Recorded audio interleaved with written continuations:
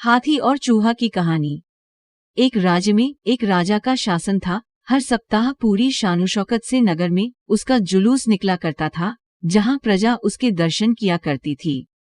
एक दिन एक नहा चूहा उसी राजमार्ग के किनारे किनारे कहीं जा रहा था, जहां राजा का जुलूस निकलने वाला था। वह चूहा था तो छोटा सा, मगर उसका घमंड बहुत बड़ा था और वह खुद को सर्वश्रेष्ठ और महान समझता था। कुछ देर बाद राजमार्ग से राजा का भव्य जुलूस निकला, जिसे देखने लोगों की भीड़ लगने लगी। राजा अपने पूरे दलबल के साथ था। उसके सैनिक उसे घेरे हुए थे, कई मंत्री और अनुचर उसके पीछे थे। वह एक विशाल शाही हाथी पर सवार था। हाथी शाही था, इसलिए उसे भव्यता से सजाया गया था और उसकी शान भी देखते बनते थी। जुलूस में हाथी के साथ एक शाही बिल्ली और एक कुत्ता भी थे।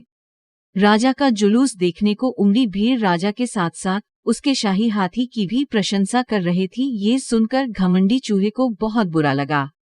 वह हाथी को गौर से देखने लगा, फिर सोचने लगा, इसमें ऐसी क्या खास बात है जो मुझमें नहीं? मैं भी उस जैसा ही हूँ। मेरे पास भी 2 आंखें, 2 कान, 1 नाक और 4 पैर हैं। फिर उसकी इतनी प्रशंसा क्यों? उसके विशाल शरीर के कारण, लंबी सूंड के कारण, छोटी छोटी आंखों के कारण या झुर्रीदार चमड़ी के कारण? किस कारण? एक बार तुम लोग मुझे देख लो, उस हाथी को भूल जाओगे। मैं हाथी से ज्यादा महान हूँ।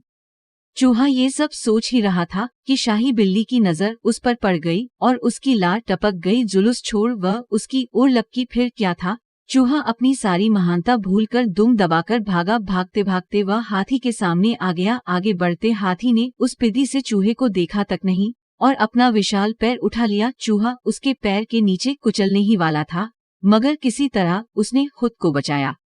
वहां से बचा तो खतरनाक कुत्ता सामने था, जो उसे देखकर गुर्राया। चूहा पूरी जान लगाकर वहां से भागा और राजमार्ग के किनारे स्थित एक छेद में घुस गया। उसका सारा घमंड उतर चुका था। उसे समझ आ चुका था कि वह इतना भी श्रेष्ठ और महान नहीं।